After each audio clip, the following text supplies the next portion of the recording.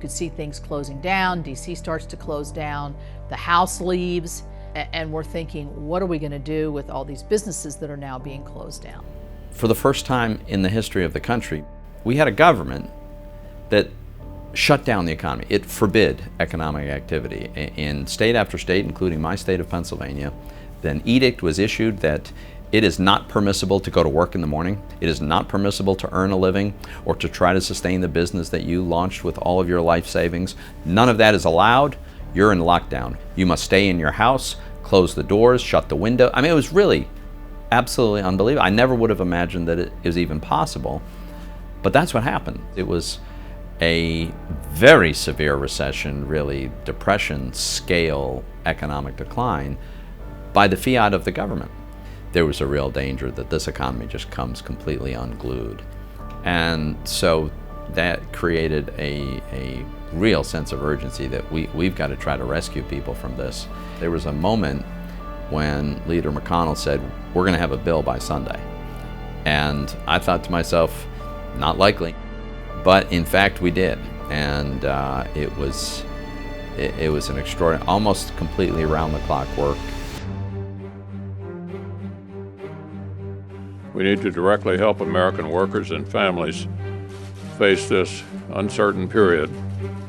In particular, we're examining policy tools to put money directly and quickly into the hands of American families. Well, Senator McConnell did something that I welcomed, which was that he divided us into working groups and invited the Democrats to work with us. These subgroups, the 4 subgroups, are meeting on a bipartisan basis. They met this morning.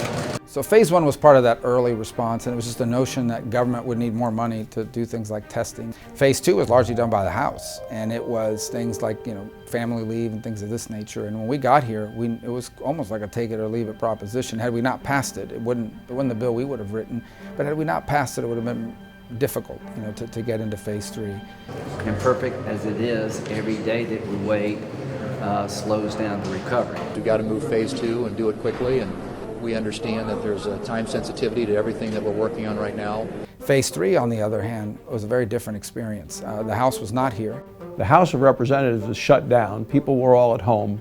The Senate was still here.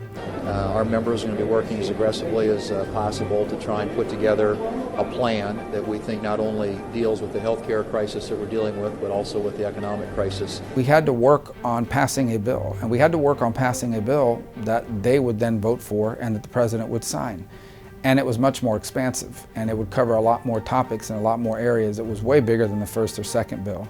And it included things that had never been done before, like PPP and additional money for unemployment and things of this nature. Senator Collins had been working on a bill over the weekend, and Senator Rubio had been working on a bill over the weekend, similar bills, which would create forgivable loans to people so they could keep their employees on in small businesses. Senator Rubio and I have been working with our colleagues and with the Secretary of the Treasury to devise a plan that would help our small businesses survive this crisis and ensure that the people that they employ continue to get paychecks.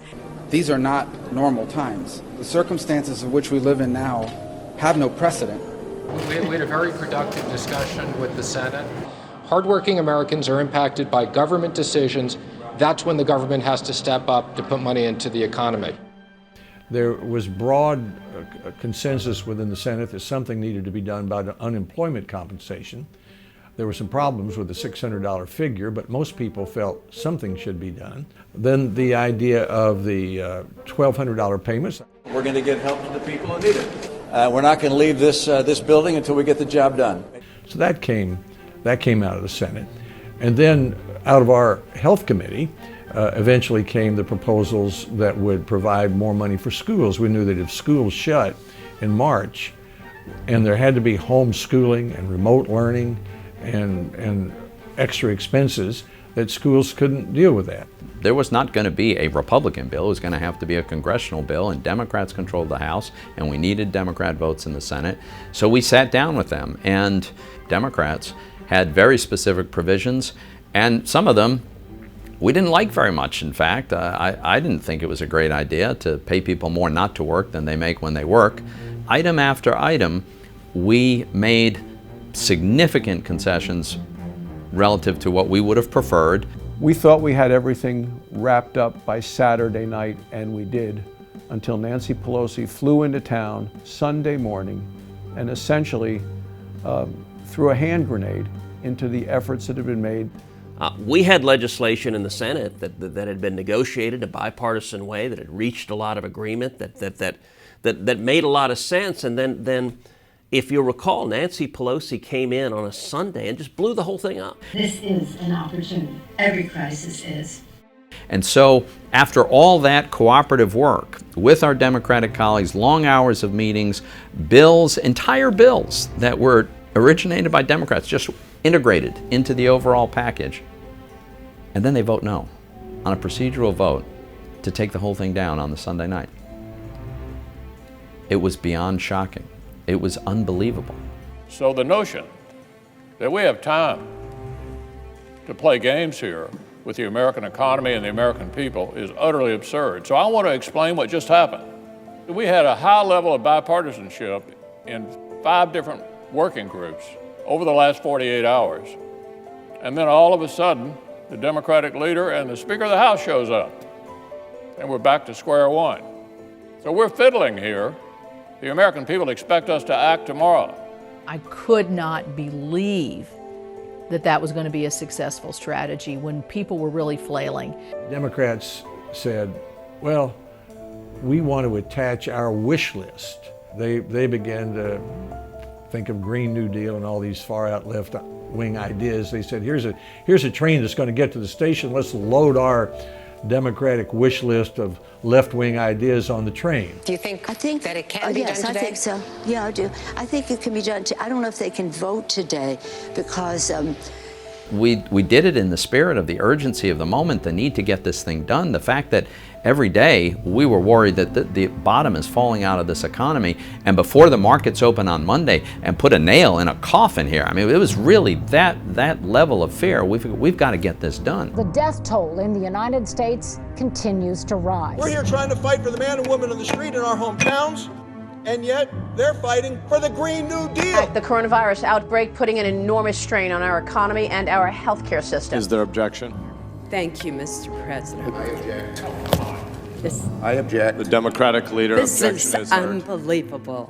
Never have I seen Republicans and Democrats fail to come together when confronted with a crisis. While the Democrats are blocking the bill, 23,000 new cases today. It was like, why have we been working with these people all of this time to accommodate what they have said is important to them, which we have done, and now every last one of them, despite the fact that they individually knew that, because they were at the table and they see the bill and it's got their bill in it, and they still voted no.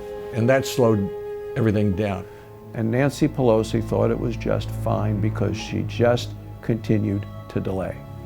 That was a very, very disturbing moment and a very dark moment, because it wasn't clear to me at that point that our Democratic colleagues were going to actually work with us to get an outcome. And here we have people who are worried about getting sick and dying, their businesses closing, losing their livelihoods, they're home with their kids, no more daycare, and we're going to throw up a political balloon in the middle of this. You can see they folded pretty quickly because I think they realized from their constituents that our constituents didn't have the willingness to sit there and watch us fritter away time and resources. We passed the CARES Act in the end unanimously in the Senate. To get every last senator on board, I think, spoke to the sense of urgency at the time. We stayed focused on where the problems are, where we need to have more help. In the height of this crisis, Congress came together and overwhelmingly passed bipartisan legislation. The CARES Act passed the Senate 96-0. That means every Republican, every Democrat voted for it. I voted for it. Bernie Sanders voted for it. There are not a lot of things on which you get that kind of broad-based agreement. I can't imagine what our economy would look like right now or what the country would feel like right now if that program hadn't happened.